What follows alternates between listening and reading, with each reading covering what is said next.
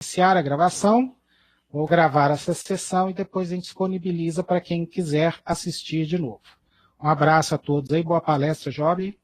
Obrigado, Edmar. Agradeço sempre também a sua simpatia, a sua acolhida e a oportunidade. Boa noite, pessoal. Sejam bem-vindos. Espero que a gente possa, nesses 50, 60 minutos aí, poder conversar um pouquinho sobre a questão da psicoterapia com foco na sexualidade, né? Enfim, é sempre um desafio a gente falar, né, de sexualidade, e o desafio maior ainda é a gente trabalhar com sexualidade, né?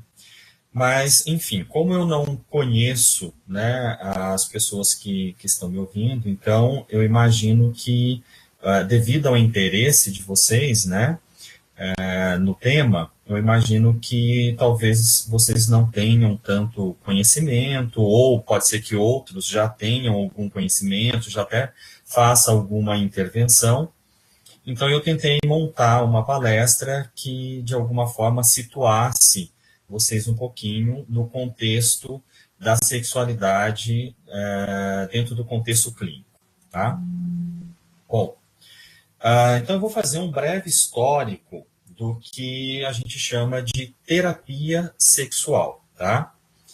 A terapia sexual, ela começa a se estabelecer, né, a partir da década de 40 e 50, quando o Alfred Kinsey, né, ele e vários colaboradores, ele começa a desenvolver pesquisas no campo do comportamento sexual. O que é bastante interessante a gente entender um pouquinho sobre o trabalho do Alfred Kinsey é que, na verdade, ele não tinha a pretensão de desenvolver uma terapia sexual. A intenção dele realmente era entender o comportamento sexual das pessoas, tá?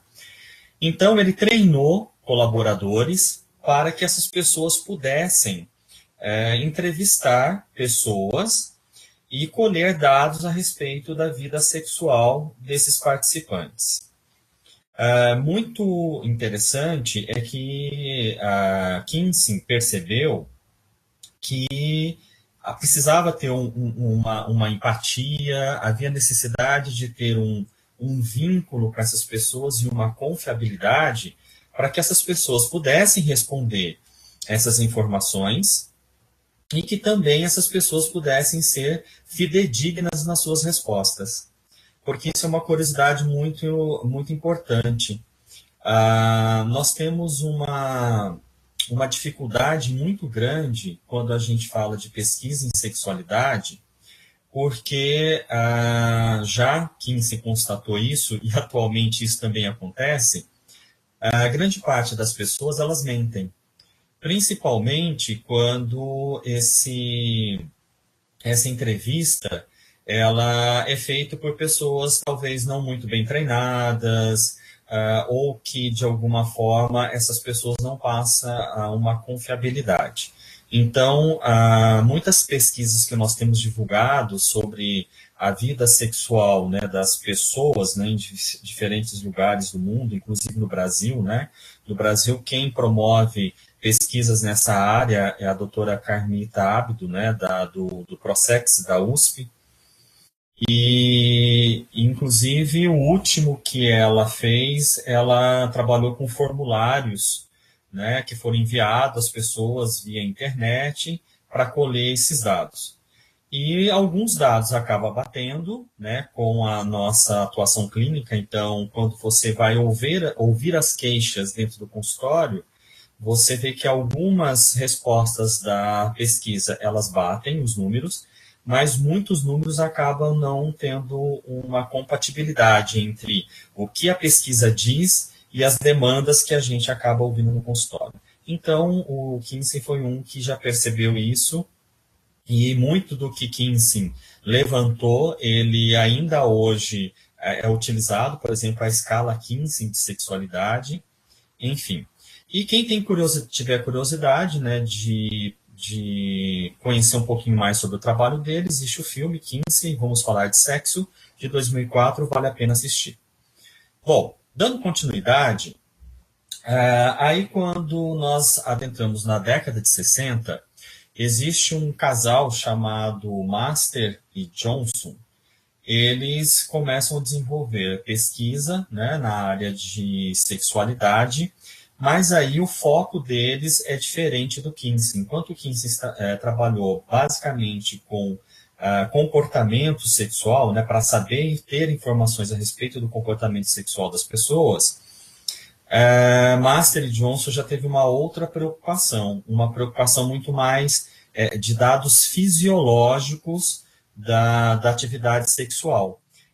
Inclusive, eles utilizavam, né, nas suas pesquisas, foram universitários, né, então eles recrutavam universitários, e muitos desses universitários tinham atividade sexual dentro do laboratório, e a resposta sexual era mensurada através de aparelhos, né? Aparelhos para medir a qualidade da ereção, temperatura, resposta galvânica, batimento cardíaco, medidas, enfim.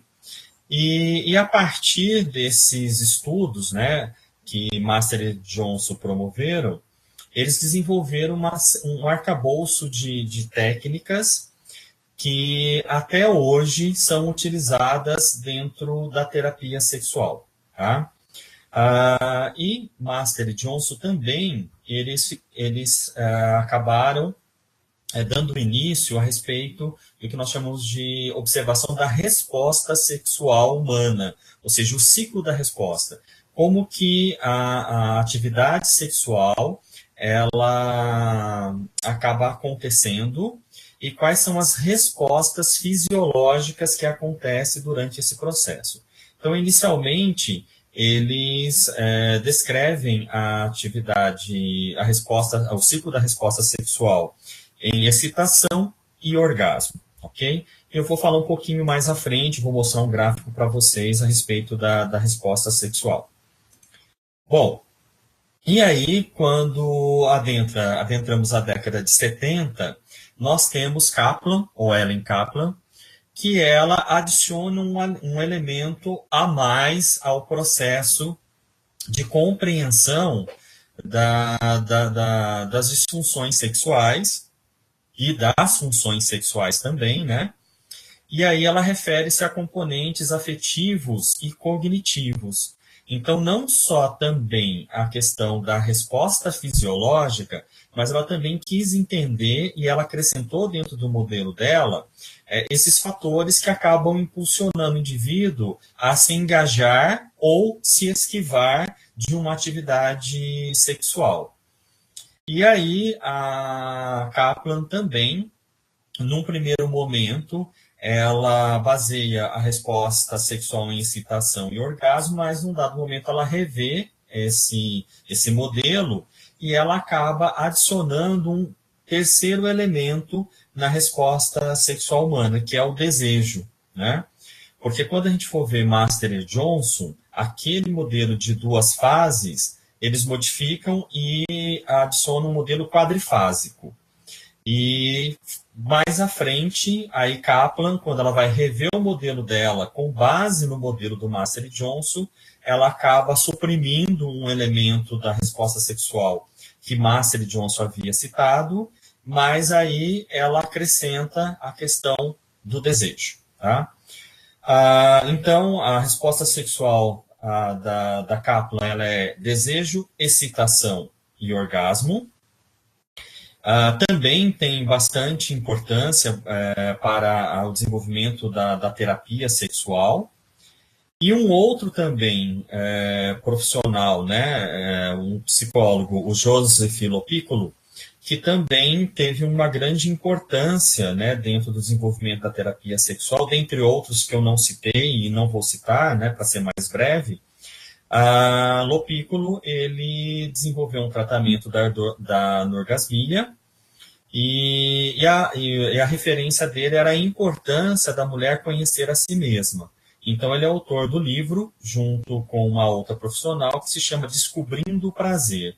Esse livro é fácil de encontrar, até hoje a gente encontra ele em qualquer livraria, e ele é um livro assim fantástico, é muito necessário que os profissionais tenham ele em clínica, profissionais que trabalham com foco na sexualidade. Tá? Bom, e o grande, né, acho que o grande salto qualitativo que nós temos dentro do processo de desenvolvimento da terapia sexual, ou seja, de um tratamento para as queixas sexuais, ele se dá na década de 80, né, com David Barlow. Então, quem é da terapia, quem trabalha com a terapia cognitivo-comportamental já deve conhecer ou já ter ouvido falar um pouquinho de David Barlow, né? Tem um livro dele, inclusive, que é muito utilizado nos cursos, né? Que é um livro de capa vinho, que tem um fio, na verdade, um cordão, né? Na capa, um cordão de algodão, né? Na capa. Que fala sobre várias técnicas, protocolos de tratamento para os diversos transtornos, inclusive um protocolo para atendimento em sexualidade. Então, a David Barlow ele vai colaborar, né, com o desenvolvimento da terapia sexual, que inclusive nós utilizamos até hoje, porque ele vai fazer uma relação entre a excitação sexual e a ansiedade, ou seja, até que ponto a ansiedade colabora com a excitação sexual, ou seja, até que ponto ela é funcional, e até em que momento ela passa a causar disfunção, a ansiedade. E a importância também do esquema cognitivo, né? Ou seja, a influência da parte das cognições, dos pensamentos, das crenças dentro do processo das disfunções sexuais. Então, o Barlow ele faz a seguinte divisão, que lembra bastante o modelo cognitivo, né? Ele divide os indivíduos em funcionais e disfuncionais. Ou seja, os indivíduos funcionais, então, a partir do estímulo sexual, eles vão eliciar, né, memórias prazerosas, sentimentos, portanto, eles vão começar a ter a excitação, né? E excitação e até chegar ao ponto desse indivíduo atingir o ápice dessa excitação e ter o orgasmo e ter prazer na atividade sexual, ou seja, uma atividade sexual funcional. Então, a partir da excitação, o indivíduo, eles vão apresentar um comportamento sexual esperado, desejável, né, que é funcional, e já os indivíduos disfuncionais, a partir do estímulo sexual, eles acabam tendo uma resposta aversiva, né? Então, é iniciado nesses indivíduos pensamentos negativos, emoções negativas, e aí o indivíduo tende a interpretar essas cognições, esses pensamentos como aversivos, e aí ele vai evitar o comportamento sexual, o que vai desencadear o que nós chamamos, então, de disfunções sexuais. Tá? Bom, aí nós vamos entender agora um pouquinho do ciclo da resposta sexual masculina e feminina. Tá? Então, se a gente olhar aí na tela de vocês, aqui no canto esquerdo, nós vamos ver essa figura, que é o ciclo da resposta sexual masculina proposto por Master e Johnson. Tá?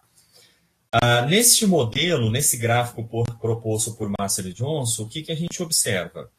Que o indivíduo ele tem uma situação para a atividade sexual, aí ele tem o que eles chamam de excitação, que é composta por várias respostas fisiológicas, né? No caso do homem aqui, ele vai ter a ereção, né? Vai ter ereção, vai ter também a intumescência dos mamilos, enfim, um conjunto de respostas fisiológicas. E aí, ao se engajar a partir dessa excitação na atividade sexual, Master e Johnson diz que existe um período em que essa excitação ela se estabiliza, né, tem uma estabilização desse excitamento, onde vão acontecer os jogos sexuais, né, que vai anteceder o orgasmo.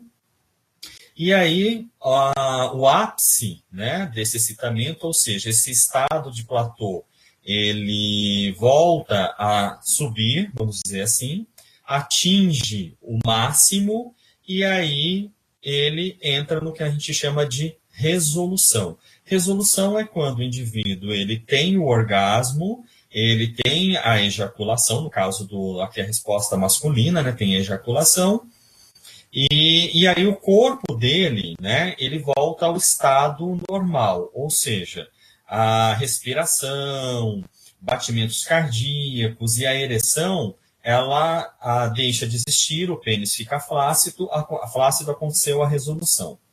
Porém, indivíduos mais jovens, né, eles podem ter o orgasmo e aí eles têm um período aqui, né, da resolução que não chega a acontecer definitivamente, né? Ele entra aqui num período que a gente chama de um período refratário bem curtinho, ele tem uma perda parcial da ereção e aí ele pode novamente engajar numa excitação e ter um novo orgasmo, tá? Isso a gente costuma observar em indivíduos mais jovens, né? Adolescentes, adultos jovens, né? Que acabam tendo essa possibilidade. Geralmente, os indivíduos adultos maduros, né?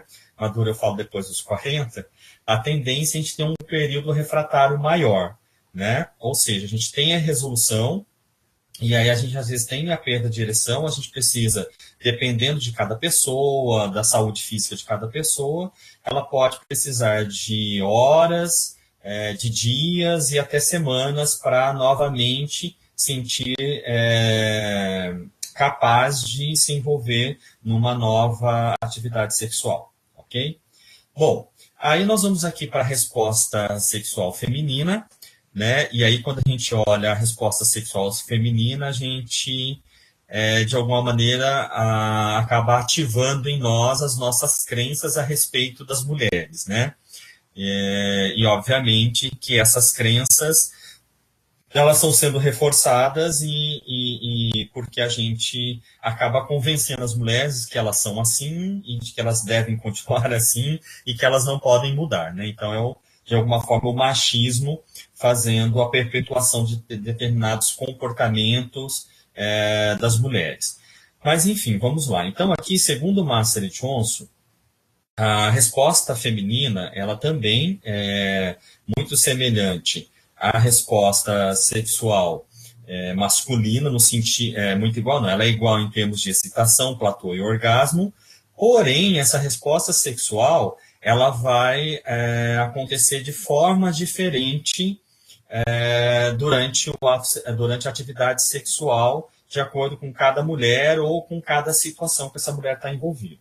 Então, a primeira situação, que é aqui a, então a mulher tem o excitamento, ela tem a fase platô, assim como a resposta sexual masculina, ela pode ter ela tem a fase platô, ela entra numa excitação que vai aumentando, crescendo cada vez mais, e aí ela tem uma descarga orgásmica, e logo em seguida essa mulher pode entrar também num voltar ao estado de platô, e ela excitar-se novamente, ter um novo orgasmo, né, e após isso ela ter uma resolução, ok?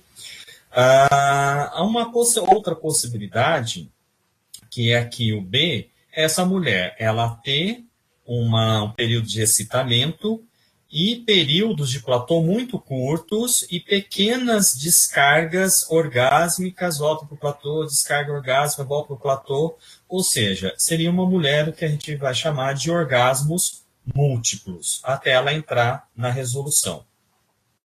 E a condição C é uma condição onde essa mulher, ela teria excitamento, aí ela pode ter alguns picos onde ela perde um pouco essa excitação, ela acaba novamente tendo excitação, né?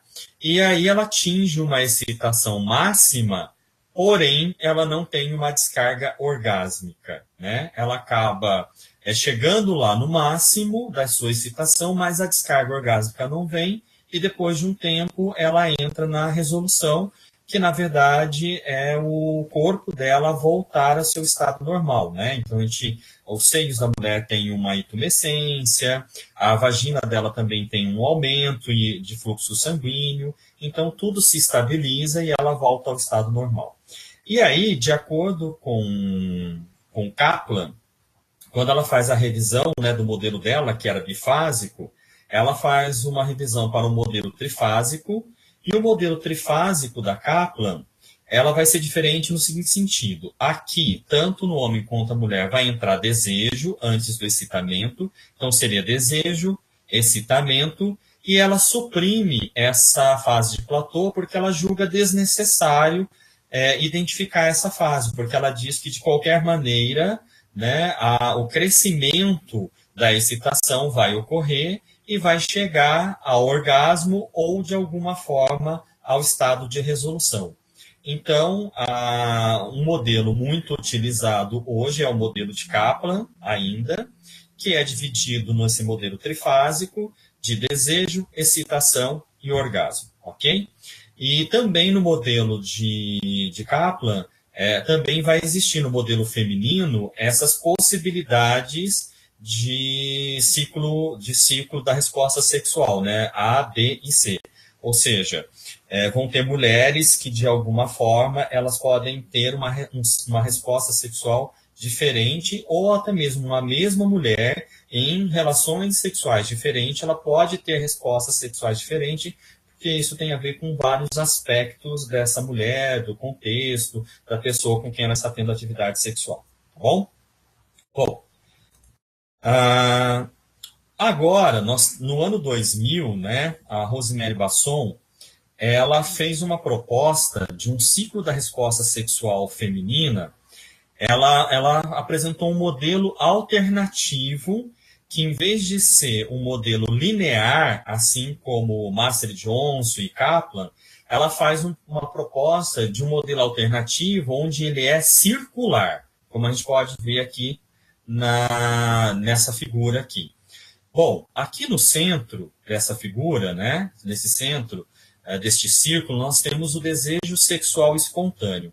Segundo Basson, o desejo sexual espontâneo ele estaria presente geralmente no início do relacionamento e em mulheres mais jovens, tá? Mais jovens. E ela vai dizer o seguinte, que a resposta sexual feminina ela pode ser espontânea ou ela pode ser responsiva. Responsiva porque ela está atrelado a um estímulo sexual. Então, geralmente, as mulheres no início de relacionamento e as mulheres mais jovens, elas teriam desejo sexual espontâneo. Depois de um tempo dessas mulheres envolvidas neste relacionamento afetivo, elas passariam a ter um desejo sexual, uma resposta sexual baseada no estímulo sexual. Ou seja, essas mulheres, para se envolver numa relação sexual, elas não se envolveriam não por desejo sexual, mas por ganhos secundários, ou seja, como receber carinho, ela receber atenção do parceiro, né? Ou até mesmo para poder agradar esse parceiro, essa mulher ela acabaria se posicionando para ter atividade sexual, mas não necessariamente num desejo sexual espontâneo, mas com esse objetivo. Então, o que ela propõe? Então, essa mulher, a mulher que tem um desejo sexual espontâneo, ela tem o desejo sexual, ela acaba tendo a excitação sexual. Tendo a excitação sexual, ela vai se sentir satisfeita nessa atividade sexual. Essa satisfação ela vai ser emocional e física, e isso vai permitir uma intimidade emocional, e assim a resposta vai acontecendo ao longo da sua vida. Porém, as mulheres que, ao longo da vida sexual delas, né, depois de um tempo de relacionamento, há uma tendência delas entrarem numa neutralidade sexual. Quando elas entram nessa neutralidade sexual, elas vão depender dessa satisfação emocional e física, que seria carinho, carinho, compreensão do parceiro, atenção do parceiro, que são os ganhos secundários, para que elas se tornem abertas e aptas a receberem um novo estímulo sexual e aí sim elas sentirem excitação sexual e, obviamente, sentir desejo. E aí há um sistema cíclico também, ou seja, a partir do momento que ela teve uma excitação sexual, ela passa a ter desejo sexual novamente e, obviamente, esse desejo sexual vai gerar também excitação sexual, que, consequentemente, vai gerar satisfação emocional e físico, e aí a pessoa acaba tendo um ciclo novamente de atividade sexual. Agora, isso, de alguma maneira, quando a gente apresenta para as mulheres e para os profissionais, habitualmente as mulheres se identificam muito com este modelo, tá? Mas aí existe uma crítica em relação a esse modelo, né? Porque esse modelo, para algumas pessoas, ele seria uma forma de você perpetuar, de alguma forma, o machismo e a dependência, né? E essa crença da dependência do homem para fazer com que essa mulher tenha desejo. Então, essa é a crítica. Porque, embora ele descreva uma realidade, mas muitas vezes ele pode perpetuar também uma realidade. Eu falo isso porque, inclusive, nós profissionais da psicologia, temos que tomar muito cuidado quando a gente passa algumas informações, e porque muitas vezes a gente acaba validando o senso comum, né? Essa semana mesmo eu ouvi uma colega dando uma declaração, né, a respeito da vida sexual da mulher, e infelizmente a fala dela não foi feliz, porque ao repórter perguntar, né, falar um pouquinho sobre essa questão de que as mulheres, ao longo, né, de um relacionamento, né, um relacionamento de longa duração, elas se queixavam ou elas afirmavam que havia uma certa acomodação sexual, que elas tinham pouco desejo ou nenhum desejo. E aí a profissional, ela responde dizendo assim, então isso é normal mesmo de acontecer. E aí eu digo o seguinte, nós não podemos encarar isso como normal.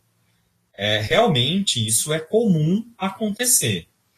Mas acontece não é porque é uma resposta natural ou normal da mulher, mas sim um forte indício, né, das demandas e das exigências, né, que a vida 2 acaba fazendo para essa mulher, onde faz com que ela acaba mudando o foco da vida dela, ou seja, dando mais atenção aos filhos, ao trabalho, aos cuidados domésticos, e não sobrando espaço para que essa mulher desenvolva a sua atividade sexual de uma forma saudável.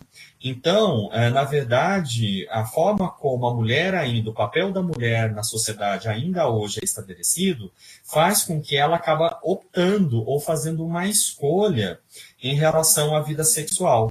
E essa escolha, ela acaba sendo sempre baseada nessas crenças de que as mulheres realmente elas não expressam desejo, de que o desejo não pertence a elas, né? Ou seja, que toda mulher satisfeita sexualmente, que toda mulher feliz, ela tem ao lado dela um macho, né? Que vai possibilitar essa satisfação sexual. E quando isso não é verdadeiro, né? Na verdade, o que faz as mulheres acreditarem nessa crença, né, ou acabar internalizando essas crenças, é a educação sexual que essas mulheres recebem, é a questão dos papéis de gênero, né, ou seja, tudo que cabe ao gênero feminino é que faz com que a mulher ela não acabe empoderando-se do seu direito ao exercício da sexualidade, inclusive a sexualidade dela individual, ou seja, as mulheres de maneira nenhuma são incentivadas a conhecerem o próprio corpo, a tocarem o próprio corpo,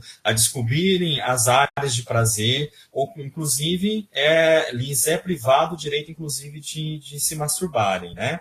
Tanto que isso é tão presente que tudo que se refere à vagina é tudo muito a joaninha, é a borboletinha, né? E tudo que é o órgão genital masculino é tudo ão, né? É o cacetão, é o pintão, é o varão, enfim.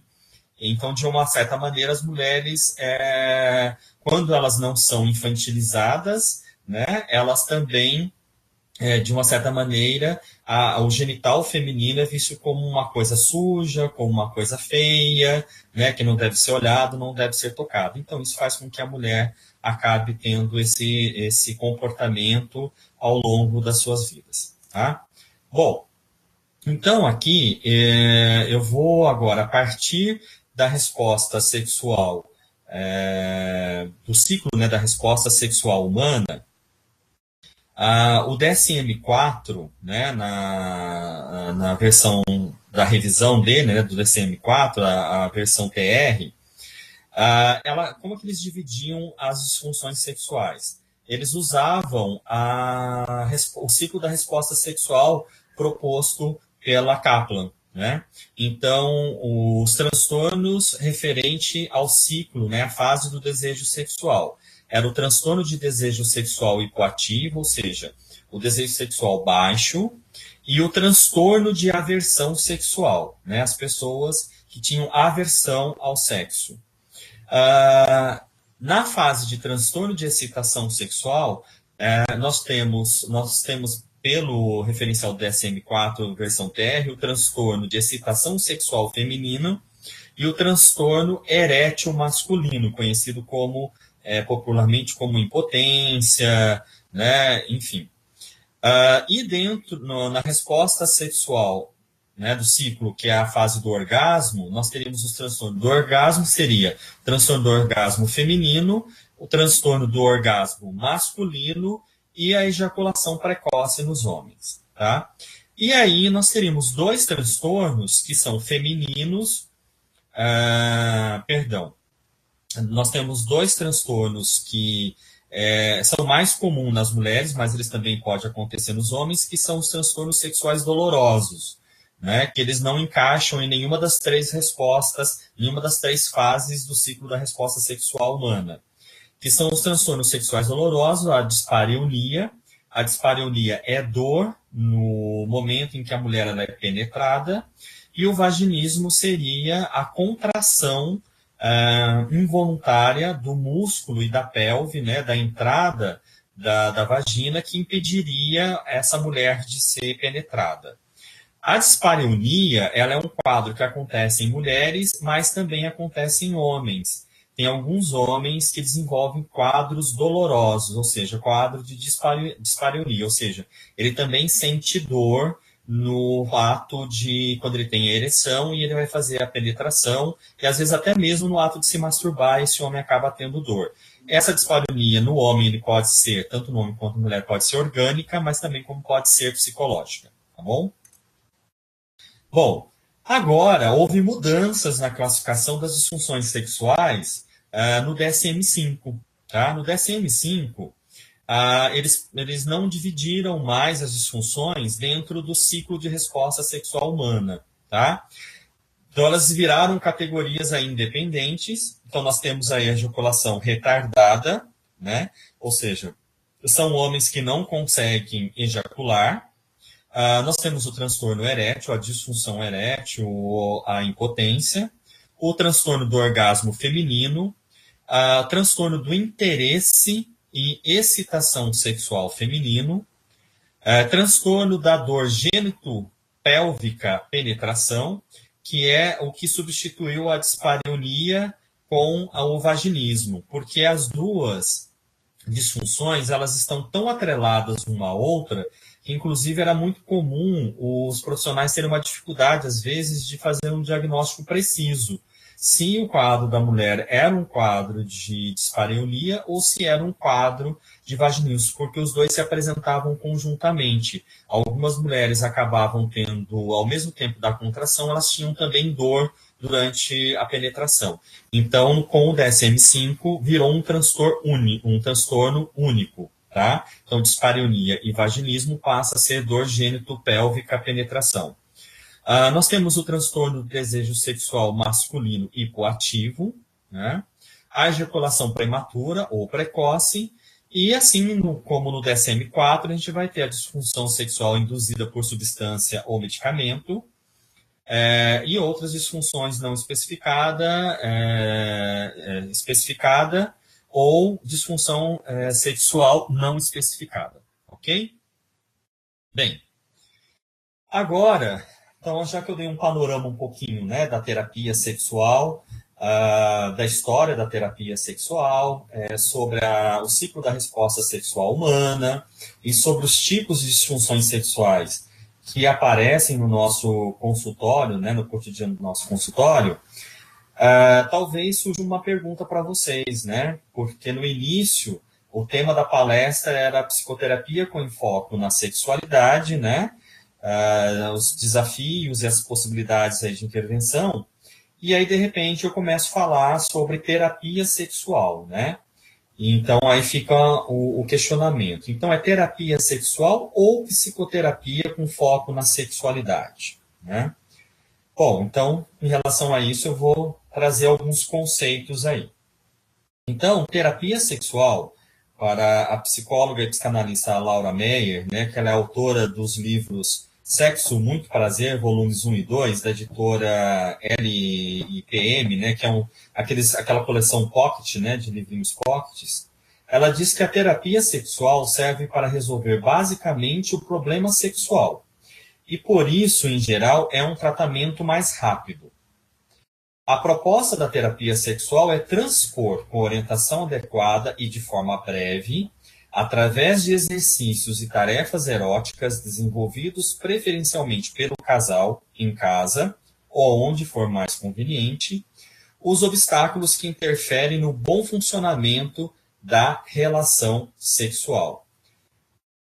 Essa definição dada pela psicóloga, né, pela Laura May, ela é uma definição muito clara, muito objetiva e perfeita da terapia sexual, tá?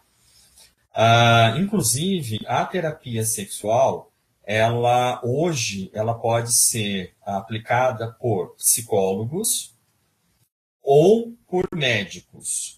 Médicos, você tem tanto o psiquiatra e alguns cursos de especialização ou formação também permite que o ginecologista também possa desenvolver a terapia sexual. E aí nós vamos entender o seguinte, que vai ter uma grande diferença entre um processo de terapia sexual aplicado por um médico ginecologista e possivelmente por um médico psiquiatra de um psicólogo, né? Porque, na verdade, possivelmente, tanto o psiquiatra, embora existam psiquiatras que fazem formação em psicoterapia, né? Mas tem alguns psiquiatras que não. E também, assim como nós temos o médico ginecologista, que não tem nenhuma formação psicoterápica, na aplicação da terapia sexual, ele vai trabalhar muito mais com as técnicas comportamentais, né? Com os treinos, e possivelmente ele não vai ter tanta habilidade e conhecimento suficiente para poder trabalhar questões ligadas ligado ao funcionamento afetivo, né? Aos fatores psicológicos que também estão envolvidos nas disfunções sexuais, né? Então, de alguma forma, eu diria assim, que a terapia sexual, ela tem todo um arcabouço, né, de técnicas que ela pode ser aplicada por si só, né? Porém, nós temos que lembrar que a grande maioria dos pacientes que adentram os nossos consultórios com uma queixa de uma disfunção sexual, essas pessoas elas apresentam essas disfunções sexuais porque geralmente essas disfunções elas estão derivadas em outros problemas, né, em fatores psicológicos e não tão somente em fatores único e exclusivamente ligados à sexualidade. Então, se a gente não trabalhar esses fatores, né, a gente possivelmente não vai conseguir ter sucesso na revisão dos sintomas ligado à questão sexual. Então, é muito importante a gente pensar sobre a influência dos fatores psicológicos na resposta e no funcionamento sexual. Tá?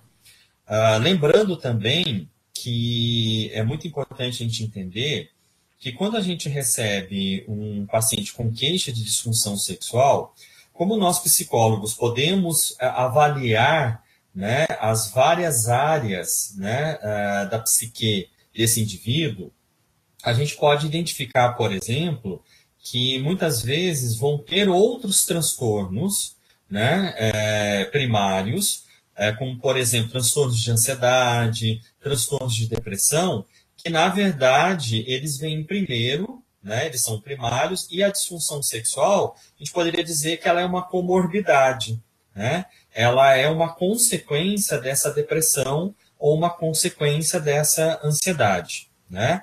Então, e aí, nesses casos, geralmente, a gente vai avaliar o que é mais importante a gente trabalhar. Se a gente tiver um quadro de depressão, que a gente entende aí que ele seja de moderado a severo, e um transtorno de ansiedade generalizada, que pode ter aí ataques de pânico, ou até mesmo com um transtorno de pânico, primeiro a gente vai ter que tratar esses transtornos para depois a gente conseguir focar na sexualidade.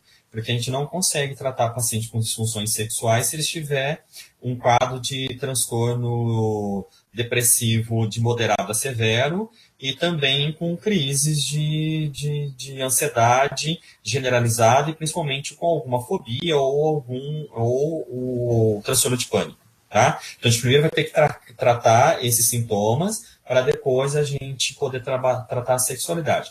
E lembrando também que muitos desses pacientes, às vezes, já chegam no consultório com a queixa sexual e eles já estão sendo tratados da depressão ou da ansiedade. Então, muitas vezes, a gente também tem que levantar aí a possibilidade de ser um transtorno misto, o transtorno sexual dele.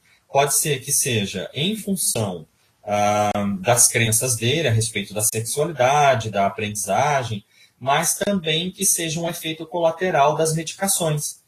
Porque os inibidores seletivos da recaptação de serotonina, né, a paroxetina, a fluoxetina, sertralina, essas drogas, elas são altamente prejudiciais ao desempenho sexual das pessoas, tá? Então, é muito comum pacientes nossos que tomam essas medicações reclamarem de disfunção sexual, de diminuição de libido, alguns homens acabam tendo uma disfunção erétil ou uma ejaculação mais rápida com o uso dessas medicações. Aí, nesses casos, a gente tem que ver o custo-benefício, né, dessas medicações. E aí, obviamente, quem vai fazer isso é a nossa parceria com o psiquiatra. E muitas vezes os psiquiatras, quando é muito importante para a pessoa a atividade sexual naquele momento, muitos psiquiatras acabam optando pelo uso da bupropiona, que a bupropiona, embora seja um inibidor seletivo de recaptação de serotonina, né, e noradrenalina, se eu não estou enganado, como ele tem baixa efetividade para a depressão, né, depressão mais moderada e severa, ele acaba tendo como efeito colateral uma melhora do desejo sexual e das disfunções sexuais. Então, tem muitos médicos que acabam associando para diminuir o impacto dos inibidores seletivos na sexualidade do indivíduo. Tá? Bom, e David Barlow também, com seu modelo cognitivo afetivo do funcionamento sexual, ele abre portas para estudos, revisões e desenvolvimento de modelos conceituais sobre a influência das variáveis psicológicas no funcionamento sexual. Tá? Bom, então, na verdade, nós temos que entender o seguinte, né? Então, por que eu usei a psicoterapia com foco na sexualidade? Porque nós, psicólogos, vamos tratar o nosso cliente, paciente, né? Quando ele vem com uma queixa da sexualidade, mas nós vamos ter um olhar muito mais ampliado e nós também não vamos só focar nas atividades, nos exercícios advindos da terapia sexual. Nós vamos também compreender de uma forma muito mais ampla a dinâmica do impacto dessas variáveis psicológicas nas disfunções sexuais desses indivíduos. Inclusive, hoje, vários estudos já conseguem identificar, né, a presença dessas variáveis e de como ela reflete na disfunção sexual. Então, por exemplo, é muito comum a gente identificar pessoas com traços de personalidade mais perfeccionista, pessoas que têm traços do neuroticismo, né, que é vulnerabilidade, instabilidade emocional, essas pessoas apresentarem um quadro de disfunção sexual, né? Também pessoas que têm crenças sexuais, né, sobre mitos sobre desempenho e satisfação sexual, esquemas cognitivos, né, então pessoas que têm padrões exigentes e realistas, que desenvolvem esquemas sexuais negativos, como sou um fracasso, eu sou incapaz, eu sou incompetente. Esses esquemas cognitivos também estão presentes em pessoas disfuncionais sexualmente. Também a gente identifica pensamentos automáticos, né?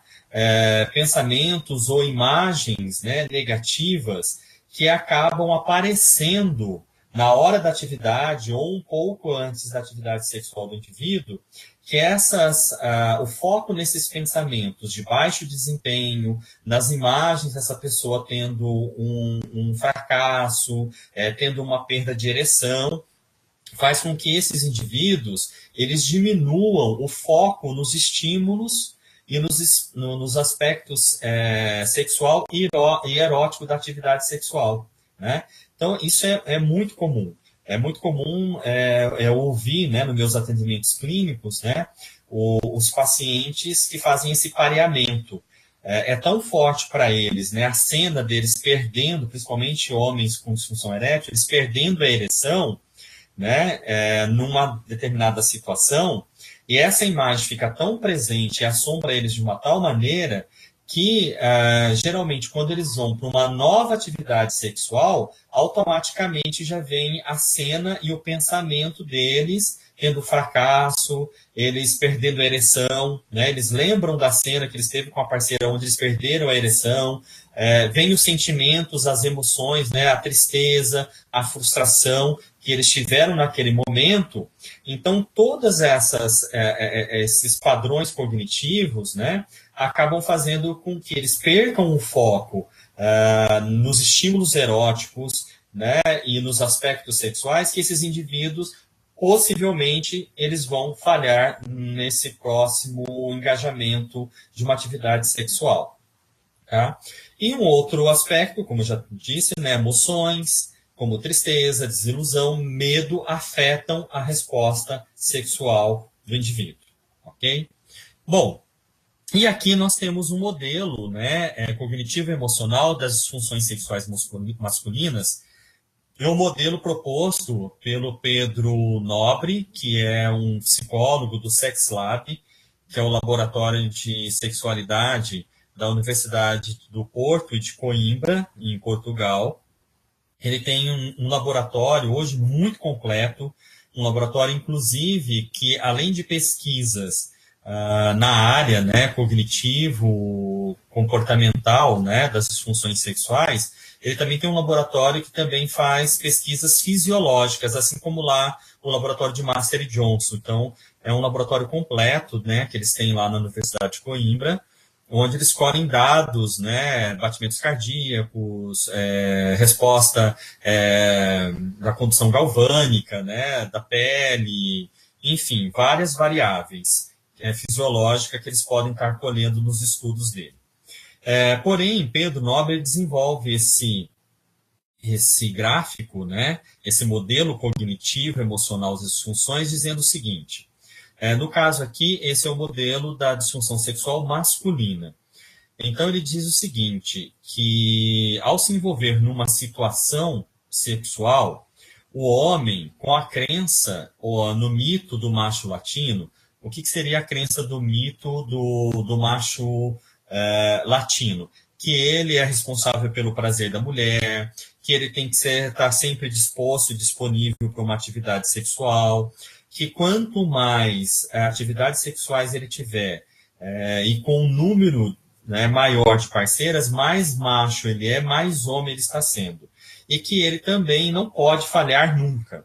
Então, todas essas crenças, diante de uma situação, pode ser que, numa situação disfuncional, ative esquemas de incompetência que vão gerar pensamentos relativos à ereção, e que também essa ativação de esquemas de competência vão ativar sentimentos, emoções de tristeza, e obviamente que ao ele basear nesses pensamentos relativos à ereção, a esses esquemas de competência, esses sentimentos de tristeza, como nós vimos anteriormente, ele vai ter uma escassez de pensamentos eróticos. Ao ter escassez de pensamentos eróticos, você aumenta a chance de instalar uma disfunção sexual, e essa disfunção sexual, obviamente, que ela vai se concretizar, e ela vai se concretizar, ou seja, em novas situações, ele vai ter de novo essas crenças que vão ativar esses esquemas, esses pensamentos, e você tem a disfunção sexual instalada. No modelo cognitivo emocional das disfunções sexuais femininas, também é um pouquinho mais complexo do que o masculino, né? E aí, novamente, eu volto a dizer, né? Está muito mais baseado na aprendizagem social do que é ser mulher, do como é o desejo sexual da mulher, como a mulher deve se portar sexualmente. Então, por isso que a gente acaba tendo esses gráficos com mais informações, mais elementos e mais possibilidades. Ou seja, então as mulheres que crescem com essas crenças sexuais conservadoras, né, a respeito relacionados à sexualidade, ou relacionado à idade também, né, ou seja, muitas mulheres acabam achando que a partir do nascimento dos filhos, ou depois que elas acabam ganhando alguns quilinhos a mais, elas não são mais atrativas sexualmente, elas não são mais interessantes sexualmente. Há também as crenças conservadoras de que os maridos têm que procurá-las, que elas não podem procurar o homem, enfim, acabam por gerar uma situação, né, onde elas podem ter pensamentos de fracasso ou ainda logo já de desistência, não querer envolver-se numa atividade sexual. Essas mesmas crenças podem gerar nela culpa, né? Eu estou procurando meu marido, eu estou desejando o meu marido, principalmente agora que estou grávida, eu não posso ter sexo durante a gravidez porque não faz bem para o bebê, então isso acaba gerando nela culpa, porque muitas vezes ela sente desejo, mas como isso é proibido, então ela pode acabar tendo pensamentos de desistência, e também pensamentos de escassez de pensamentos eróticos, né? Também essas mulheres podem ter sofrido em algum momento da vida delas, antes do casamento, né, no início da vida delas, na infância, na adolescência, ou até mesmo no início da vida sexual delas adulta, ou até mesmo até dentro do próprio casamento, abuso sexual, e esses pensamentos negativos associados ao abuso sexual também pode gerar culpa, também pode gerar pensamentos de fracasso e escassez de pensamentos eróticos, que por sua vez vão gerar tristeza, vão gerar disfunção sexual. E a disfunção sexual, por sua vez, também vai gerar nessas mulheres escassez de pensamentos eróticos, vai gerar tristeza, a tristeza que gera pensamentos eróticos, né? E a própria situação que já diretamente gera tristeza. Então, você vai fazendo toda uma manutenção desse quadro disfuncional, ok? Bom, agora eu queria conversar um pouquinho com vocês, né? Passar um pouquinho para vocês a respeito de desafios e possibilidades na nossa prática da terapia, da psicoterapia com enfoque na sexualidade. E um dos grandes desafios que eu coloco sempre está ligado à questão da educação sexual, né? A sexualidade, ela ainda é vista como tabu. Embora agora na contemporaneidade, a gente fale bastante sobre sexualidade. Nós temos aí o programa Amor e Sexo, né, na TV Globo aí, trazendo muitas informações, né, informações, inclusive, bastante consistentes a respeito da sexualidade, mas nós temos a limitação que passa depois das 11 horas da noite, ou seja, muitas pessoas acabam dormindo e não têm acesso a esse programa, que tem qualidade, e muitas vezes acaba tendo informações distorcidas, né, em sites, em blogs de pessoas que acabam, ao invés de informarem de uma forma sadia, acabam perpetuando vários preconceitos e vários mitos a respeito da sexualidade. Nas famílias também, as famílias ainda têm dificuldade de falar sobre sexo, inclusive vivem a máxima, né, de que, hoje eu ouço muito isso, né, para se ausentarem ou se eximirem da educação sexual dos filhos, muitos pais usam o seguinte discurso: não, hoje eles sabem muito mais do que a gente, eles sabem muito mais do que eu sobre sexo. Eu falo assim, viu, mas como que ele sabe muito mais do que você sobre sexo? Onde ele aprendeu? Como você sabe que a fonte de aprendizagem dele é uma fonte confiável, né? Então, é um discurso para se eximirem da responsabilidade da educação sexual. E aí nós temos que lembrar que essa educação sexual não adequada não é só os nossos clientes que recebem. Nós, terapeutas sexuais, nós psicólogos trabalhamos com a sexualidade, também recebemos essa educação sexual. Então, nós também temos que tomar muito cuidado, porque a nossa mente está povoada de moral, de conceitos distorcidos, né? Nós temos muitos conceitos inflexíveis, muitos tabus. E aí nós vamos tratar da vida sexual do outro, sendo que a gente não consegue dar conta nem das nossas dificuldades sexuais, nem de estarmos mais abertos às novas possibilidades das pessoas se relacionarem sexualmente, né? Então, e aí a gente se dispõe a tratar a sexualidade do outro. Então, infelizmente, muitos colegas psicólogos cometendo, assim, erros gravíssimos, né, dentro do consultório, principalmente no que se refere à sexualidade, né? Aí também temos a questão da crença religiosa, ou seja, o nosso paciente, né, o nosso cliente vem com uma crença religiosa e ele vem com os dogmas a respeito da sexualidade. A maioria dos terapeutas também professam um credo religioso e muitos têm dificuldade de separarem a sua crença religiosa da sua prática profissional. Temos que lembrar que a nossa prática profissional ela é laica, né? Ela é baseada na ciência e não baseada na nossa crença religiosa, ok? E as crenças sexuais do psicólogo, como eu já falei, né, a respeito da própria sexualidade. E aí nós temos um outro agravante também, né? A nossa formação como psicólogo ela é uma formação generalista, ou seja, nós saímos da faculdade apto a atender todos os tipos de demanda, mas eu tenho certeza absoluta que a grande maioria de vocês, o máximo que viu sobre sexualidade na formação, na graduação, foi a sexualidade até a adolescência, né?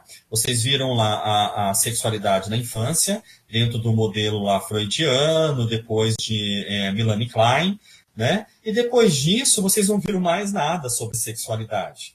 Vocês nem ouviram falar sobre disfunções sexuais, né? Nunca ouviram falar, às vezes, na formação sobre gênero, sobre diversidade sexual, sobre orientação sexual. E aí depois você chega no consultório e o paciente ele vai lá e vai trazer uma queixa sexual. E tem um problema maior ainda que relacionado a isso, que grande parte dos dos psicólogos, quando fazem anamnese, que o paciente chega ao consultório, ele vai fazer a entrevista, né, para poder obter informações das diversas áreas de funcionamento do indivíduo, grande parte dos psicólogos não tem na sua anamnese perguntas relativas à vida sexual do indivíduo. E aí, quando você fala, e eu já trouxe essa discussão, eu tenho muitos colegas psicólogos que se colocam, a resistência é tão grande, né, a moral e o tabu é tão grande que eles falam assim, mas o meu paciente, eu não tenho que saber da vida sexual dele, perguntar da vida sexual dele, se a queixa dele é relativa à depressão, a relacionamento interpessoal, se é estresse. Eu falo assim, viu?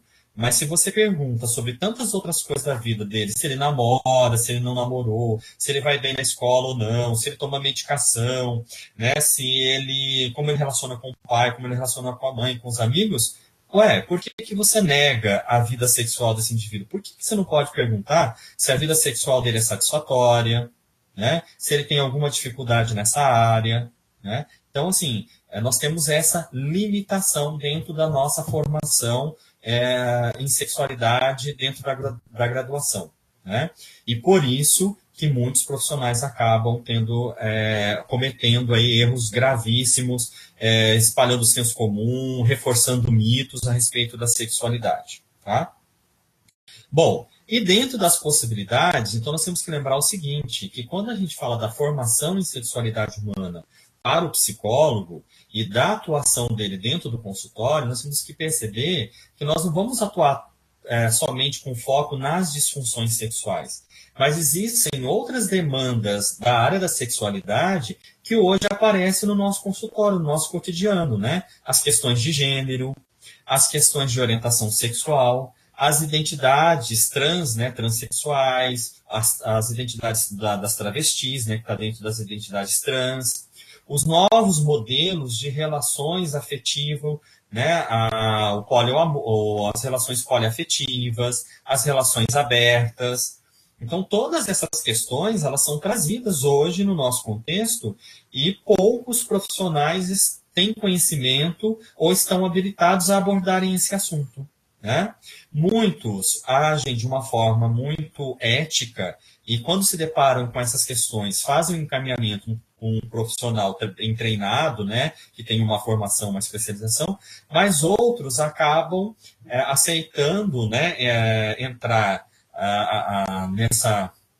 nesse atendimento, né, acabam engajando nesse atendimento e achando que simplesmente com o conhecimento que eles têm da técnica da terapia cognitiva, da psicodinâmica, enfim, que isso já os habilitam a fazer esse atendimento. E aí é onde acabam cometendo alguns equívocos, em vez de ajudar o paciente a crescer, a melhorarem, a superarem as suas dificuldades, pelo contrário, acabam reforçando mitos e crenças distorcidas a respeito da sexualidade. Bom, sobre novas propostas de intervenção. Então, assim, o que é muito importante a gente perceber? Que hoje, mesmo passado em mais de 40 anos, desde que Master e Johnson propôs algumas atividades, né, e exercícios e técnicas para a terapia sexual, né, para os cuidados com as disfunções sexuais, que são intervenções de base comportamental e cognitivas mais clássicas, ainda hoje a gente não surgiu muita coisa nova a respeito em termos de técnica para a atuação nessa área. Porém, o que nós temos visto, tem alguns estudos mais recentes que têm demonstrado bastante eficiência, né, e resultados até promissores das terapias de terceira onda, né, dentro das terapias cognitivas comportamentais, né, então nós temos lá a primeira onda, que é a comportamental, a segunda onda, que é a terapia cognitivo, né, que entra aí Beck e Ellis, e as terapias agora de terceira onda, que nós temos a ACT, nós temos a terapia focada na compaixão, a terapia emocional, né, e uma delas, que é a terapia baseada no mindfulness, né, estudos, né, feitos por Nobre, né, pelo Pedro Nobre, que é o psicólogo lá do Sex Lab, né, da Universidade de Coimbra, tem mostrado resultados recentes promissores da utilização de técnicas de mindfulness no tratamento das disfunções sexuais, né? Então, estudos recentes têm sugerido um efeito positivo do mindfulness na saúde sexual feminina, que são estudos aí feitos por Broto, Basson, Núria, né, Hillman, que têm demonstrado e sugerido que um efeito positivo das técnicas de mindfulness. E para quem não tem uma definição ou não conhece mindfulness ou atenção plena, é definido como a promoção da atenção sem julgamento e a conscientização da experiência do momento presente. tá? Então, mindfulness também é conhecido como meditação, né? Como meditação de atenção plena. Claro, obviamente que não é tão simples assim, né? A aplicação dessa técnica não é tão simples assim, então vamos meditar que tudo vai melhorar, né? Na verdade, existe toda uma técnica, existe toda uma teoria hoje nas terapias de terceira onda que envolve o mindfulness, ok? Bom, e aí uma das explicações para que o mindfulness seja de alguma forma efetivo, né, e ele traga benefícios, é que quando a gente está envolvido numa atividade sexual, é essencial a atenção, que nós estejamos atentos às respostas, né, que o nosso corpo e o envolvimento na atividade sexual exige. Eles são essenciais. Né? Tanto que nós vimos lá, né, que pacientes que são muito ansiosos, que ficam muito centrados nos seus pensamentos negativos, nas suas crenças, eles perdem o foco nas sensações e nas respostas eróticos e sexuais. Então, a prática de mindfulness levaria esses indivíduos ao se envolverem numa atividade sexual, deles estarem mais presentes na ação, né? Mais presente e sem julgamento das sensações advindas da excitação sexual. Né? Ou seja, isso poderia facilitar a experiência da excitação sexual, segundo Barlow e também segundo De Jong. Ok? Bom, pessoal, a princípio é isso que eu gostaria de trazer para vocês. Né? Agradeço muito a atenção de vocês e agora eu abro espaço para a gente conversar um pouquinho aí, para eu esclarecer algumas dúvidas. Espero que eu tenha conseguido passar um pouco os conceitos aí para vocês de uma forma clara e bastante objetiva, ok?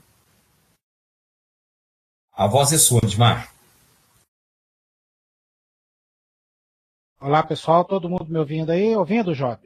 Sim, estou te ouvindo agora. Ótimo. Então, para quem entrou depois do início da palestra, nós combinamos que as perguntas... Zé, se tiver com som, dá um ok para mim no chat aí. Nós combinamos que as perguntas seriam feitas por escrito. Já começou aqui a Eliane. A respeito aqui eu gostaria de saber sobre quais queixas se esconde a queixa sexual. Bom, assim, no primeiro momento não entendi muito bem sua pergunta, não. Mas você pode me ajudar ou você pode me dar mais sobre quais queixas? Você está dizendo A Eliane no chat que está perguntando. Eliane, Sim. Você está com o microfone? Se tiver com o microfone, eu abro o seu aí.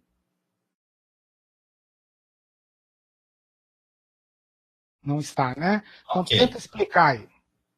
A Carolina Fonseca, que foi nossa aluna do curso de formação em sexologia clínica, com ênfase em terapia sexual, está aí. Bom, eu vou tentar. O comentário dela. Ok.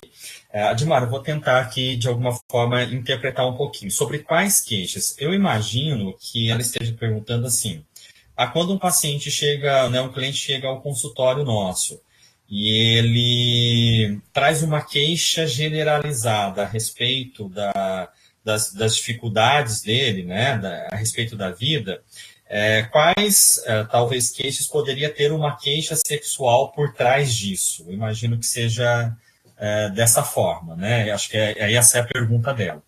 Então, na verdade, eu sempre falo assim que às vezes não tem muito como a gente saber, não, se tem uma queixa sexual por trás, não. Né? O que eu tenho visto muito no consultório é assim, ou o paciente já chega com a queixa muito clara, olha, eu tenho um problema de ereção. Olha, estou com um problema, eu tenho dor para atividade sexual. O paciente já chega muito focado, porque eles leem bastante hoje, eles têm acesso, eles vão no Dr. Google, eles colocam o sintoma deles e muitos já chega autodiagnosticado. Eu tenho disfunção erétil, eu tenho vaginismo.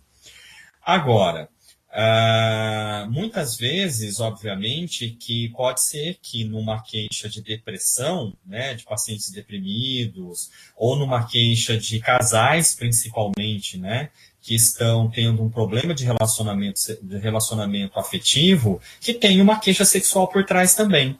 que, na verdade, muitas vezes o problema iniciou com a dificuldade desse casal de se relacionar sexualmente, e isso acabou gerando uma crise conjugal, e aí eles vão lá para buscar a terapia, porque eles não conseguem conversar, não conseguem se comunicar, não conseguem se relacionar, e aí quando você vê e vai se aprofundando mais, você percebe que, na verdade, tudo começou com uma dificuldade sexual de um dos parceiros, né, ou até mesmo dos dois. Então, imagino que essas sejam as possibilidades. Ótimo. Vamos lá, pessoal. Mais alguma pergunta? Que eu tenho um monte de pergunta difícil para o Job aqui, ó. Uhum. Ela está me trazendo aqui a paciente que chega com queixa de anorexia, né? Pode estar implícita uma queixa sexual? Pode ser que sim. Pode ser que tenha alguma história de abuso. Pode ser que tenha uma história de abuso. Enfim, pode ser que tenha alguma história ligada à questão da autoimagem que ela tem a respeito em algum momento da vida, ela, no exercício da sexualidade dela, ela ter sofrido algum bullying, alguma coisa, porque de repente ela tinha um sobrepeso, enfim. E aí ela acabou, diante disso, querendo melhorar a autoimagem para se sentir sexualmente mais atrativa e desenvolvido um quadro anorexo, pode ter também, né, por trás isso.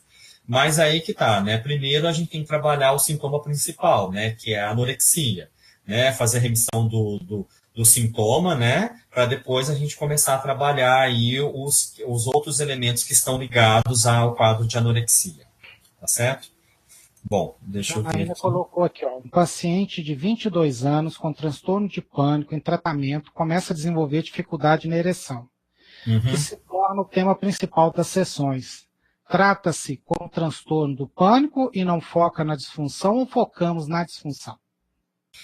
Bom, é o seguinte, se ele tiver um quadro diagnosticado realmente de transtorno do pânico, a gente tem que focar no transtorno de pânico, esse paciente, tratar o transtorno de pânico e deixar claro para ele que possivelmente a dificuldade sexual dele está atrelada a esse quadro de pânico. Então, que a partir do momento que ele desenvolver algumas habilidades de fazer a administração da ansiedade dele, a administração do quadro dele de pânico e tiver a remissão dos sintomas, possivelmente há uma melhora na sexualidade. Tá? Aí, se depois que ele tratou o pânico, né, melhorou o pânico, teve remissão dos sintomas e a dificuldade sexual permanecer, aí a gente entra com uma segunda parte do tratamento, que é focar na sexualidade dele. A Clarissa colocou aqui uma questão que é a seguinte. Espera aí que eu não estou conseguindo acessar aqui. Clarissa, quando recebo um paciente em consultório com uma queixa sexual, eu sempre devo partir do ciclo de resposta sexual para compreender a disfunção sexual? Tá. Olha, é muito importante que a gente foque sim no ciclo da resposta sexual, porque ela vai nos dar bastante informações de qual se a gente não tem muita clareza de qual é a disfunção dele, pelo ciclo da resposta sexual a gente consegue identificar melhor e definir, delinear melhor qual é a disfunção, né, como ela ocorre. Então, eu acho bastante interessante, sim, a gente utilizar. Embora o DSM-5 não utilize mais a resposta sexual, mas a gente consegue encaixar o DSM-5, né, a classificatória dele, dentro do ciclo da resposta sexual. Tá? Eu acho bastante interessante. Inclusive, eu até acho interessante que, além da coleta de dados que a gente faz sobre o funcionamento geral desse indivíduo, né, da parte de personalidade dele, que a gente também consiga utilizar os inventários de sexualidade, né, específico, né, o inventário, por exemplo, que é muito rico, que traz muita informação, que é o de confiança, né, na atividade sexual, é um inventário que também traz bastante informações e que podem ser de grande utilidade para você fechar o diagnóstico e iniciar o tratamento. Né? Pessoal, só por uma questão de ordem aqui, nós vamos fechar com a pergunta da Mayla, tá? Mas antes nós temos a pergunta aqui da Bárbara, do Rogério, e a gente fecha com a da Mayla. As demais vocês colocam no fórum, por gentileza. Vocês coloquem no fórum, por gentileza. E o Job, quinta-feira em diante, né? Dentro daquele prazo que a gente colocou, até quarta, 23 horas e 59 minutos. Coloque as dúvidas. Do horário de Brasília. Do horário de Brasília, lembrando, muito bem. E o Job, durante a semana, vai ler essas perguntas, ou ele responde via texto no próprio fórum, aí você recebe o e-mail com a resposta, automaticamente o fórum envia, ou o Job pode fazer um vídeo respondendo todo mundo de uma vez lá, e a gente posta no fórum, e vocês assistem, a gente vai avisar vocês vão poder ter acesso, ok? Então vamos lá com a pergunta da Bárbara. Quando chega um paciente em consultório com angústia, insônia, com grande dificuldade de ereção, como intervir no caso? Bom, então, Bárbara, aí novamente, a gente tem sempre, que essa é uma característica da terapias cognitivo-comportamentais, que é a questão do foco, né? Então, assim, quando você fez a sua avaliação psicológica, o seu contato com o seu paciente, quais foram as metas, né? Ou seja, o que vocês traçaram como meta para trabalhar dentro da terapia? Então, e claro, obviamente, que essa meta não tem que ser rígida, né? Então, a gente pode rever. Então, o que é muito importante? A gente ver com esse paciente o que é importante para ele naquele momento, né? O que ele quer tratar? Ele quer tratar a dificuldade dele de insônia, né? Ele quer tratar a dificuldade dele de ereção, porque não dá para a gente trabalhar também tudo de uma vez, só senão a gente vira né? Embora seja preconceito, né, tem um certo grau de preconceito, não da minha parte, mas da fala que eu vou dizer, mas vira o samba do crioulo doido, né? Na terapia, né? Então, assim, a hora eu estou falando da ereção, a hora eu estou falando da insônia, a hora eu estou falando... Então, a gente precisa delinear muito bem o que se quer trabalhar. Agora, claro, obviamente, que se a gente colocar a ereção, a gente pensar também no caso da disfunção erétil, em relação à insônia e à angústia, de repente elas podem estar relacionadas a essa ereção, né? Ou seja, o indivíduo que não dorme, ele tem uma baixa qualidade de vida, né? Então, esse indivíduo não está descansado, o indivíduo não estando descansado, ele está mais exposto ao estresse, à irritabilidade, e isso vai mexer também com a resposta sexual dele. Se ele tem angústia eu entendo que seja, na verdade, uma resposta fisiológica da ansiedade, né? Então, assim, se você perguntar para a pessoa onde localiza a angústia dela, automaticamente ela responde, é aqui no peito, né? Ou seja, respiração curtinha, né? Que não é uma respiração saudável, né? Que gera também muito estresse e que também vai refletir na sexualidade do indivíduo, né? Então, aí é você quem vai precisar delimitar a origem dessa insônia, a origem dessa angústia, e entender se vale a pena trabalhar isso primeiro, e a ereção é um fator secundário, ou se a ereção vem primeiro, e esses outros fatores estão ligados a essa ereção, tá? Né, de repente o indivíduo ele não consegue dormir, ele está muito angustiado porque ele está com medo de perder um relacionamento afetivo porque ele está com perda de ereção. Então, se for isso, ereção primeiro. Se a ereção é uma consequência de um quadro maior dessa insônia, de estresse no trabalho, dificuldade de lidar com as demandas do trabalho dele, do dia a dia, e a ereção começou a apresentar como secundário, talvez a gente precisa trabalhar, né, a ansiedade, a angústia, e depois focar na ereção e explorar melhor em que momento acontece essa disfunção erétil, com quem acontece, enfim, e trabalhar os outros fatores associados. Tá? Bom, nós temos a pergunta aqui do Rogério, ele é ginecologista, e ele vê no consultório uma queixa muito frequente de desejo sexual hipoativo, inclusive pacientes jovens. Como conduzir? Ok, Rogério, então, eu estou entendendo que você, como médico ginecologista, você está me dizendo que esse desejo sexual hipoativo, ele está não relacionado a uma causa medicamentosa, né? Então, possivelmente não são pacientes que fazem uso de medicação, né? Porque nós temos que entender isso, né? Você, como ginecologista, sabe que muitas pacientes hoje fazem uso das pílulas, né? Hormonais, e a gente sabe que muitas delas acabam, em algumas mulheres, principalmente nas mulheres, né? Enquanto o ginecologista trata mulheres, né? Então, obviamente, porque eu ia falando um raciocínio aqui, né, e ia ser redundante, né, óbvio, ginecologista é para as mulheres, né, nós homens não usamos ginecologista. Bom, enfim, na verdade, a gente tem que pensar nisso, né, a questão da pílula, né, se de repente aquela pílula com determinado tipo de hormônio não está influenciando nessa mulher, e a questão uma questão hormonal, né? Então a pílula influenciando no desejo, mas também uma coisa que eu vejo muito é que alguns pacientes, às vezes a pílula nem influencia tanto, ela toma a pílula, mas nem influencia, mas tem a questão psicológica também envolvida. Então, junto os dois, um pouquinho da pílula e uma aprendizagem da sexualidade, né, não saudável, também acaba influenciando bastante no desejo sexual hipoativo.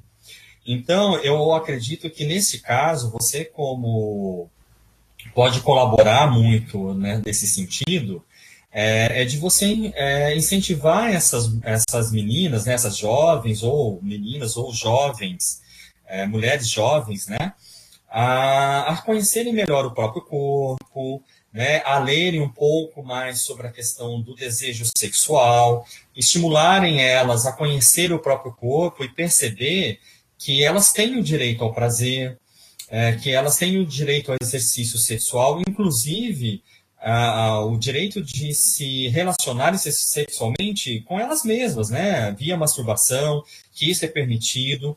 Então a gente percebe que quanto mais a mulher conhece o seu corpo, quanto mais ela é informada a respeito da sexualidade e da própria sexualidade, essas mulheres têm menos chance e menos quadro de disfunção sexual, e principalmente de desejo sexual hipoativo. Tá?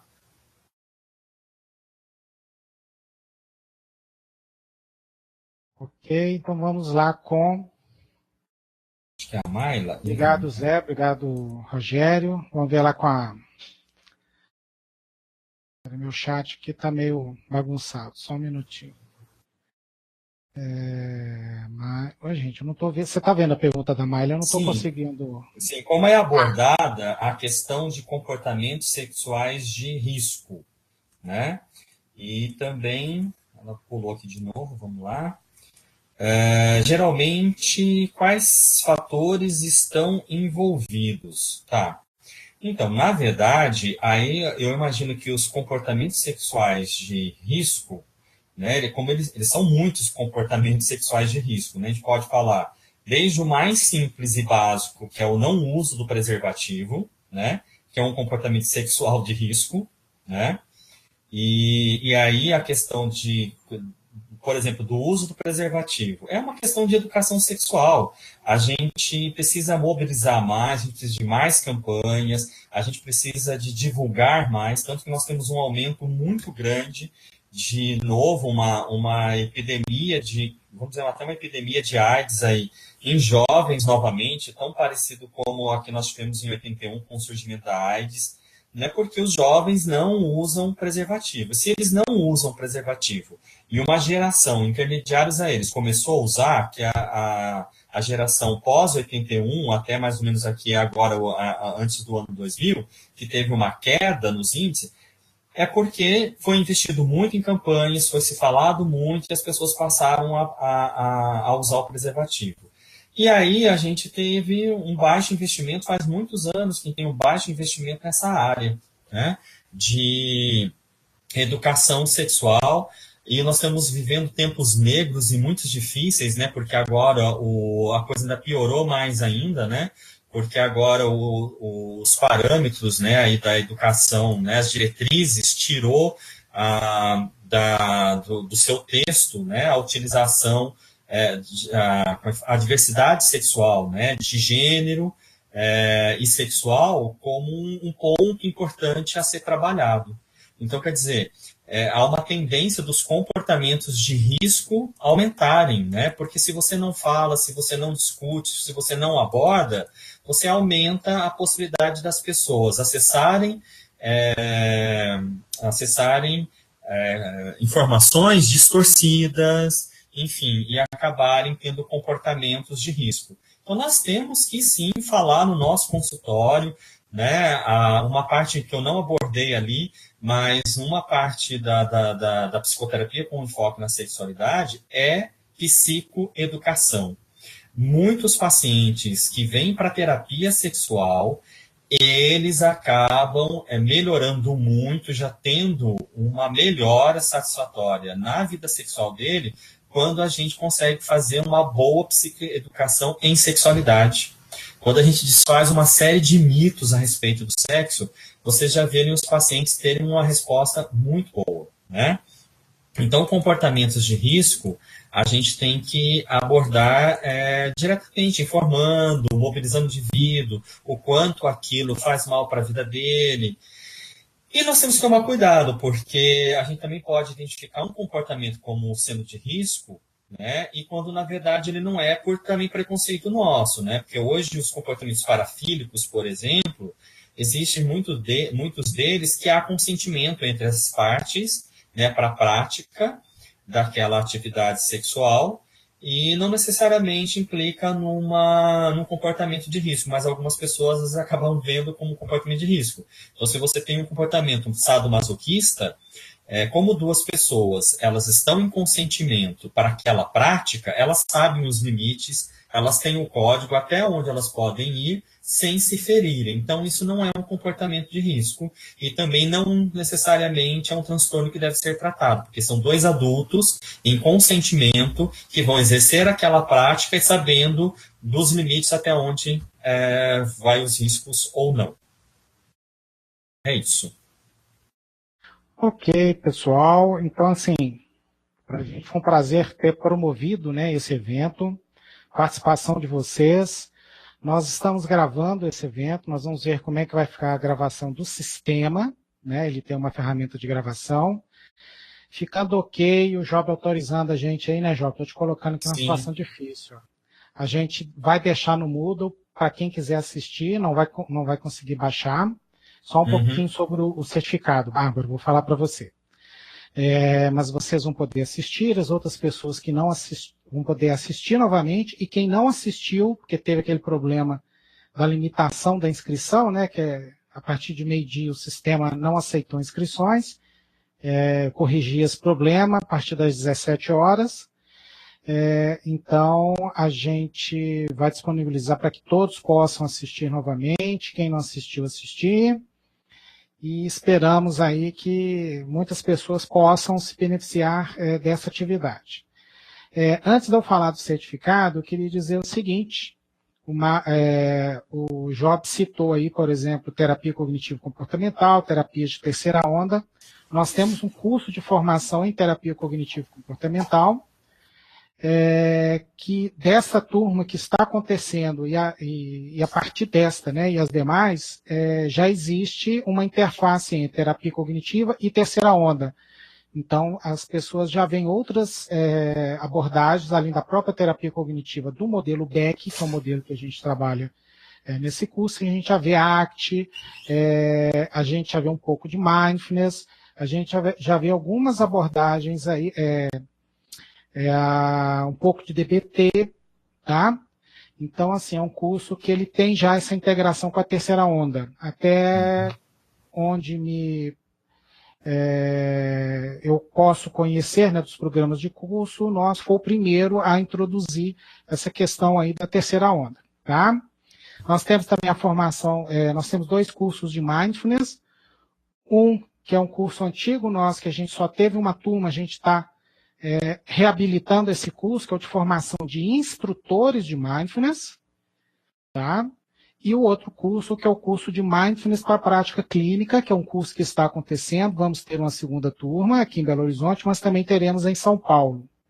E nós vamos ter também formação em ACT, tanto à distância, usando essa formação e o ambiente Moodle, quanto presencial. E todos eles nós vamos ter pessoas assim, fantásticas, grandes profissionais na área. Vamos ter aí, no caso do ACT, nós vamos ter o professor Luke Vandenberg, nós vamos ter a professora Kovacs, né, a Roberta Kovacs, lá de São Paulo, e uma turma enorme só de pessoas feras na área, mas principalmente, né, pessoas que têm uma grande experiência clínica naquilo que falam. E o curso nosso de sexologia clínica, com o Job, e a equipe, né, que o Job convidou para fazer parte. Eu queria que o Job falasse 2 minutinhos só dessa equipe, e depois que o Job falar da equipe do curso de sexologia clínica, que vocês podem ver lá no nosso site, no cesd.com.br, e a gente vai mandar uma divulgação para vocês também. Após o Job falar, então, um pouquinho, rapidamente, da equipe, eu vou falar a respeito do certificado para vocês. Ok. Então, o curso de formação em sexologia, né, quando o Admar me convidou, né, para montar o curso e para coordenar, né, o curso juntamente com ele, eu pensei numa formação que fosse bastante objetiva e que trouxesse informações que pudessem ser muito práticas e úteis na atividade cotidiana dos psicólogos, né? Claro, obviamente, que nós temos hoje outros cursos que são de especialização na área de sexualidade, mas o curso de formação, ele é excelente, dá muita base para o atendimento em terapia sexual, em psicoterapia com enfoque na sexualidade. E aí eu convidei para a formação da equipe, né, o psicólogo Oswaldo Rodrigues, que é do Impassex, aqui de São Paulo, autor de diversos livros. Ele é quem validou e criou várias escalas de sexualidade junto com a equipe dele. É um profissional da área de renome, tanto no Brasil como na América Latina, tem reconhecimento na América Latina dos trabalhos deles, desenvolvidos junto ao Instituto Paulista de Sexualidade. Também vai fazer parte da equipe o Diego Henrique Viviani, que faz parte do Impassex, também desenvolve vários cursos. Na verdade, ele coordena o curso lá do Impassex de especialização em sexualidade, juntamente com a Giovana Lucchesi, também, que hoje ela desenvolve um projeto na área de educação sexual, ela dá um suporte, né, a consultoria também nessa área, também atua, também é especialista em sexualidade, principalmente feminina. Vamos ter também a presença da Carolina Fernandes, também da equipe do Impassex, que também desenvolve pesquisas junto com a equipe lá. Possivelmente, né, e eu estou torcendo muito que a Mariana Farias também, que o ano passado fez parte da equipe, né, que ela consiga fechar o doutorado dela na área de adoção por casais homoafetivos, lá na PUC São Paulo. Ela está encerrando o doutorado dela, vai fazer a defesa, e se tudo der certo, né, ela também vem para o nosso curso fazer parte da equipe. Enfim, e eu espero que vocês que estão aqui, né, que participaram da palestra, será assim, um prazer enorme, né, que vocês façam parte do nosso curso, né, aí junto ao CESD. Só tenho que fazer elogios também ao querido Odmar, uma pessoa fantástica, maravilhosa, super acolhedora, enfim, muito preocupado, uma pessoa extremamente comprometido com um trabalho ético. Então, assim, com o Odmar não tem picaretagem, tá? Vocês podem ter garantia de que não tem picaretagem, e eu posso afirmar isso. E vocês vão ter um excelente curso, uma excelente base, uma formação para trabalhar com sexualidade ou com terapia cognitivo-comportamental contemporânea, ACT, enfim, qualquer curso que vocês venham fazer no CESD.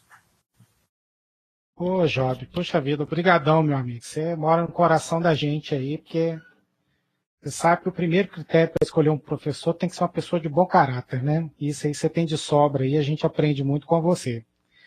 Obrigado. Não só nesse aspecto, juntos, como né? relacionados aí também à questão profissional. Sim, Pessoal, sim. o certificado ele será emitido para todas as pessoas que participaram, né? O sistema coloca aqui quem participou da palestra. Muito obrigado, Luiz. Mas vocês vão, quando vocês fecharem essa aba aqui do curso, vocês vão ver, vocês vão voltar lá para o Moodle, e lá tem o questionário. Então, assim que vocês responderem o questionário, o sistema me avisa e a gente tem um período aí de até, não vai ser esse período todo, mas a gente pede um prazo maior, mas de até 30 dias para a gente enviar o certificado para vocês. Ele é confeccionado em PDF, vai com os dados que vocês colocaram no formulário, que é o nome completo de vocês e o CPF, ok? Então, todos vocês vão receber. E assim que nós tivermos acesso na gravação, a gente vai certificar se a gravação está ok. Estando ok, nós vamos deixar no mudo para vocês poderem assistir. Para outras pessoas que não assistirem poderem assistir, nós vamos avisar vocês e vocês podem avisar aí os demais colegas, né, que queiram assistir. Vai ser uma oportunidade muito bacana, ok? Então, pessoal, agradeço a todos, desejo aí uma boa noite, uma boa semana, e a gente espera, de alguma forma, ter contribuído para o aumento, né, do background de vocês aí, em termos de conhecimento em psicoterapia e sexualidade. Uma boa noite a todos.